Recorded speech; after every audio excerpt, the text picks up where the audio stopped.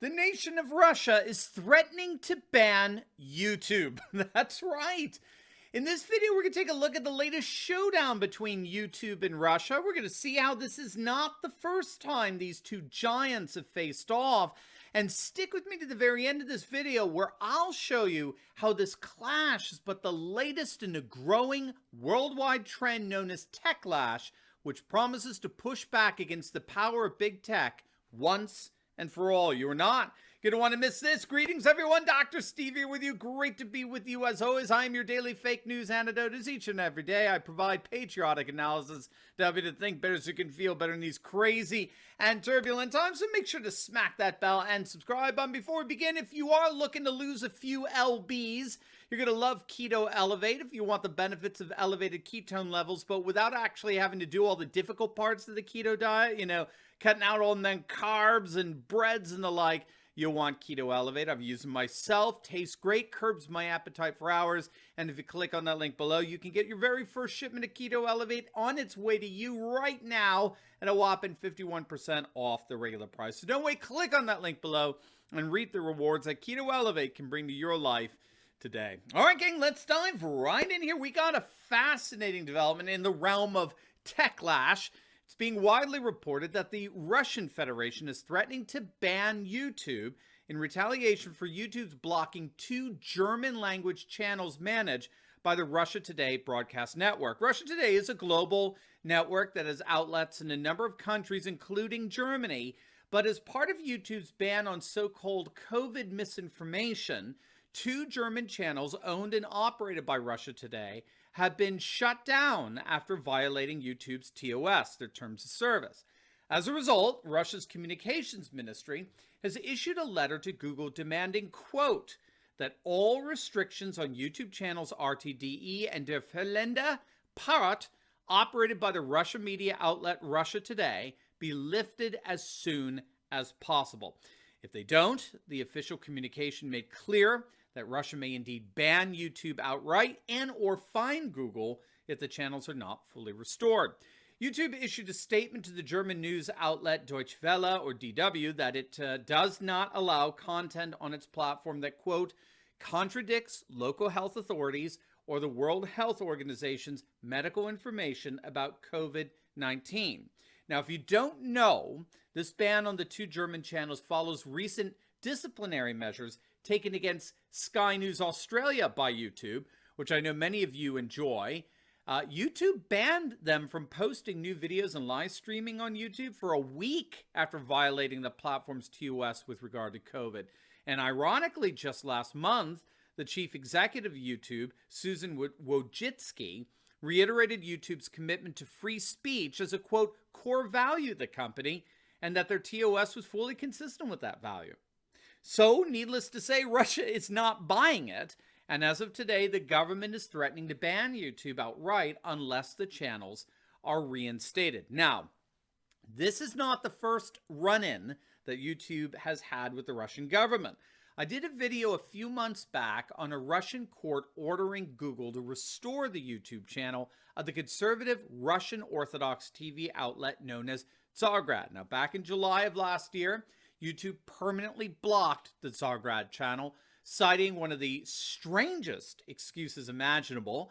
They apparently said that Tsargrad couldn't have a channel because the US government was sanctioning the network's founder, the Russian billionaire and conservative Christian activist Konstantin Malafeev, for his supposed role in financing pro-Russian separatists in eastern Ukraine. And so, supposedly because of its ties with Malafeev, Google permanently disabled Tsargrad's account, citing what they called the violation of export laws. So needless to say, Tsargrad Network did not take that lying down. They sued Google.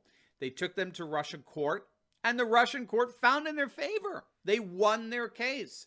The court determined that they were unfairly deplatformed and ordered Google to restore their YouTube account immediately or begin facing massive fines. Now, as I understand it, this has yet to be resolved. Reuters is reporting that Tsargrad TV has abandoned talks with Google to have its YouTube account reinstated because, again, according to representatives from Tsargrad, YouTube is dragging their feet. They are purposely stonewalling over carrying out what the Russian court ordered. Now, Google has appealed the decision, but you have to wonder why. What's the point? Just restore the channel. What's the big deal? But obviously, it appears that Google is digging in its heels here. Make no mistake, what we're seeing here with the threats from Russia is something indicative of a much larger trend going on all over the world, and that trend is what's known as Techlash, which involves a growing animus and worldwide hostility towards big tech oligarchies such as Facebook, Twitter, and Google. Now, you may have heard that Florida Governor Ron DeSantis has directed Florida Secretary of State to launch a probe into whether Facebook has violated any of the state's election laws through its program granting purported preferential treatment to left-wing candidates and causes. The Wall Street Journal recently published a bombshell report based on their obtaining internal documents detailing how Facebook grants a form of whitelisted favoritism to high-profile left-wing celebrities, politicians, and organizations that are granted a certain level of immunity from being flagged for violating their TOS. DeSantis is launching an investigation now to determine as to whether any Florida laws have been broken through that liberal favoritism. Texas as well is passing legislation that would bar social media companies from banning an account because of the person's political and particularly conservative opinions. And we're seeing this kind of techlash going on all over the world. For example, Prime Minister Narendra Modi and the BJP party, the Hindu Nationalist Bharatiya Janata Party, they've announced a new set of rules that are definitively cracking down on big tech. And Russian President Putin himself, in a recent virtual meeting with the World Economic Forum, Putin actually warned that big tech monopolies were in the process of taking power that could indeed allow them to supersede the very power of nation states. So the backlash against big tech is real, and it's only going to get worse given the polls that have been coming out of late. So for example, this is from Gallup back in 2019. Now, already we were seeing a decline in support for big tech. Gallup's tracking of public sentiment toward big tech declined from a high of 60% of Americans who had positive views of big tech back in 2015. It had gone down to 43%. 30% back in 2019 viewed big tech companies negatively. But now take a look at the same Gallup poll, but in 2021. Positive views have fallen from 46% to just 34% today. Nearly 60% want more government regulation of big tech companies, up 9 points from 2019. So needless to say, Techlash is growing by the day.